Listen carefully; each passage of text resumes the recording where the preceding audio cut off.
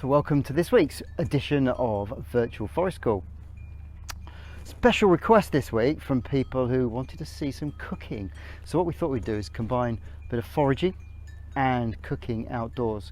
So the idea is for you to have a go at cooking something that maybe the whole family can share. So many of you will know that one of my favourites is nettle soup. So I thought we'd give it a go, make some nettle soup outside as best we can. Okay, first of all we have to pick some nettles. So here we are, I've walked down the lane from our house and here's a good site with quite a number of nettles. First of all, we're going to need a pair of gloves, otherwise they are going to sting you. So we're looking for nettles that are fairly fresh, and if you look at these are, this time of year, most of them are fairly fresh, but we're only looking for the top few leaves. Can you see these ones here? Couple, 3 or 4, 5, 6, about 8 small leaves from the top. We just pull those off in one go and pop those in our basket. There we go, pull those off. So the rest of them on that stem we're going to ignore. That's because these top ones are the freshest ones, the ones with the most goodness in, and the ones that are tastiest. So we just keep going, and frankly we've got to fill this basket up. Try to avoid leaves with bird poo on, and also try to make sure you don't get anything other than nettles. So you can see that there are other types of plants in here. These are ivy. If you do get any in your basket, you're going to need to pick them out later. So here I've got my outdoor stove. You may not have an outdoor stove, and it's quite okay to do this indoors instead. If you have got an outdoor stove, just let someone else help you set it up, and certainly to switch it on and to connect the gas bottle up, because they can be quite dangerous, and it is important you stay safe. So I've connected up my gas bottle. We turn it on, and with the lighter we can then switch it on and get a nice flame. You can see the flame, difficult to see in the sunlight, but you can see the air is moving above it, and if you put your hand right above it high, you can feel the heat coming off. So just be careful once it's on, and remember that it's on, and when you're finished you just switch it off and out it goes, and then turn the gas off. Like I said, if you haven't got an outdoors gas stove, you can do all of this indoors on the kitchen stove, but again, make sure someone's there to help you. We've got some more ingredients. It's not just nettle soup, we've also got potatoes, onion, garlic, a leek, and vegetable stock cube, and of course some water. Put about a litre of water on to boil. So we're going to take our basket of nettles and we're just going to put it into a bowl or something like that, and then we're going to blanch it. And I'm going to tip it all over the nettles in the bowl,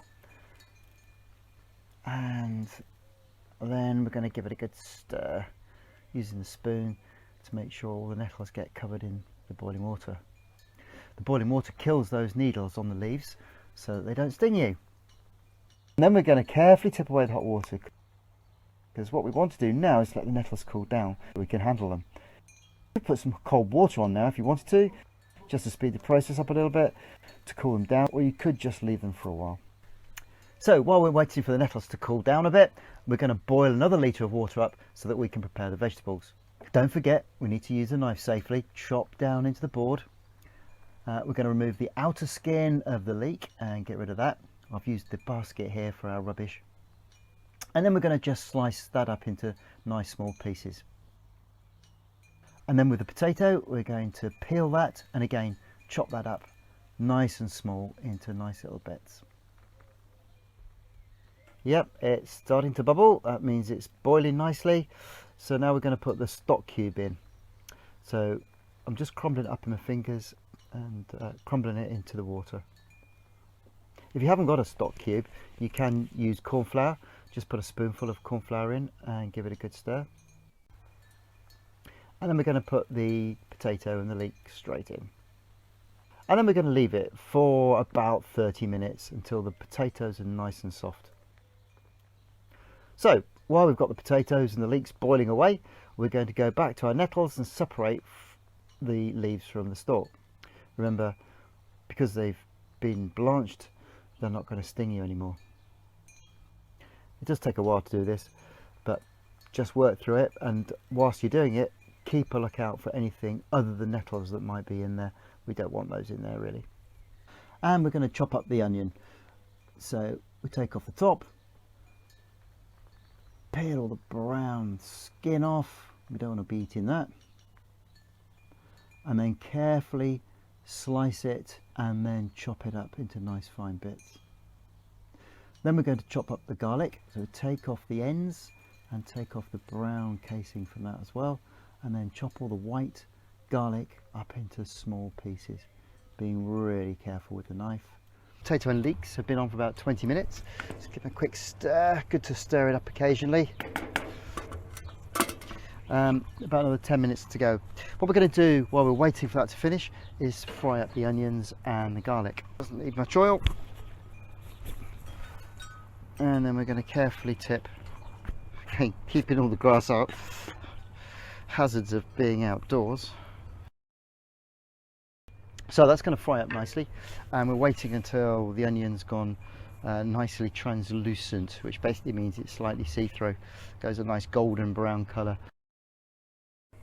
So you can see that the onion's nicely translucent, golden brown, and we're just going to pop that straight into the soup, or the watery mix. We're going to add a bit of salt and pepper, just to taste.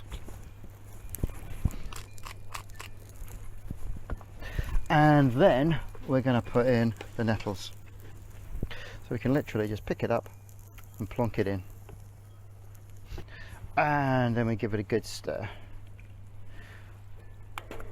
And now we're going to just switch it off. For this bit, we are actually going to need to use a blender.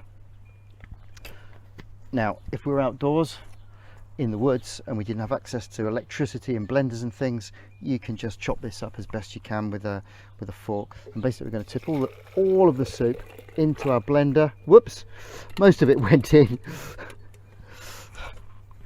Mash it down, make sure it all fits. We did lose a little bit there, didn't we? So pop it on the blender and away we go. And there we go. So it's still reasonably warm, so we can just pour it straight out as it is. If on the other hand you've let it cool down, or you cooked it earlier and you want to save it till later on, you can pop it back in the saucepan and reheat it on the stove. But for now, this is ready to go. So here we go. Look at that. Beautiful green colour. And there's enough there for at least 4 helpings, probably 5. And then of course, just for the extra topping, we have some double cream. Nice little swirl. What about that? And there we go. Cheers everybody, enjoy your soup. Nice. Hello Forest Questers. Today we're going to have a go at land art, which is using natural objects to make beautiful pictures. There's a very famous artist called Andy Goldsworthy that you can Google, who makes the most amazing pictures on beaches and on forest floors using rocks and leaves and anything he can find. So if you want some inspiration, have a look at what he does. I've been out with my collecting boxes once again, picking up anything that I find on my daily walk that I think might be useful for me. Today I've had a helper, which has made making my pictures a little bit trickier, but Tilly the cat has been very involved today, wanting to join in with all the fun. You can make any picture you like. I've started one off here and I wonder if you can work out what it's going to be. And don't forget, if you're picking dandelions and daisies, don't pick a whole clump from the same area, pick a few and move on so that there's always some left for other people to enjoy. And then to finish with, I've snapped a little stick in half. I'm going to put them out the top. And I wonder if you can see my little snail with the sunshine, some trees and some flowers. I wonder what Tilly will make of that one. Earlier on, I used my flowers and stones and pebbles to make a boat and a peacock and a picture frame using sticks, which I just laid out in a rectangular shape. But you can use anything at all that you can find. And the great thing about land art is when you're finished and you've shown everyone your beautiful picture, you can break it all up, put all the stuff back in your box and start again with another wonderful creation. If you do make your own pictures, we'd love to see them. See you soon.